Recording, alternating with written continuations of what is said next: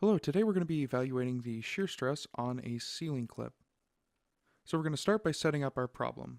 The clip is made of two pieces, the blue piece and the brown piece. The brown piece connects to the weight and connects to the blue piece via two pins.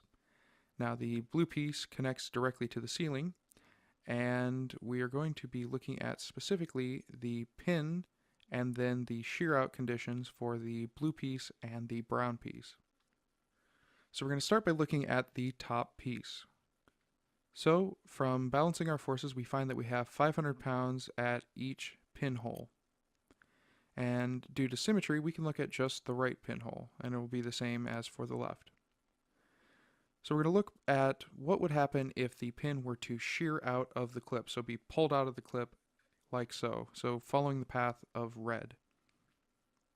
So to do this, we need to find the area of that red segment, which will be 1.25 inches by 0.125 inches, and we're going to multiply that by 2 because there is twice that area being acted upon by the shear force. So if we look at our area, we have 0.3125 inches squared. Our force will be 500 pounds, and that means that our shear stress will be 500 pounds divided by 0.3125 inches square, giving us a shear stress of 156.25 psi. Next, we're going to look at the shear in the bottom clip. Similarly, there are 500 pounds acting on each pin location. And if we look at the shear area, once again we have double the area, and we have 0.75 inches by 0.125 inches area, and multiplying that by 2 gives us a total area of 0.1875 inches square.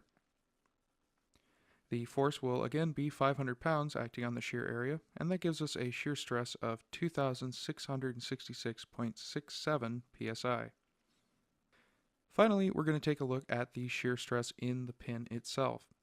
So if you look at the forces, you can tell that this pin will be in double shear. So we have two shear forces, one acting on each side of it, across the cross-section of the pin.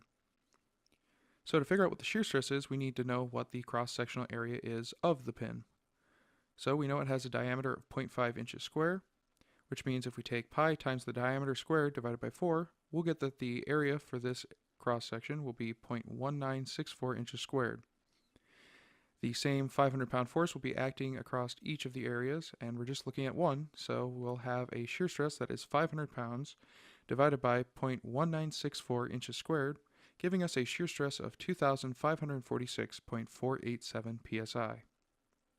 So this was just a quick tutorial on how to evaluate shear out and double shear problems, and hopefully you can use this information to evaluate shear problems of your own.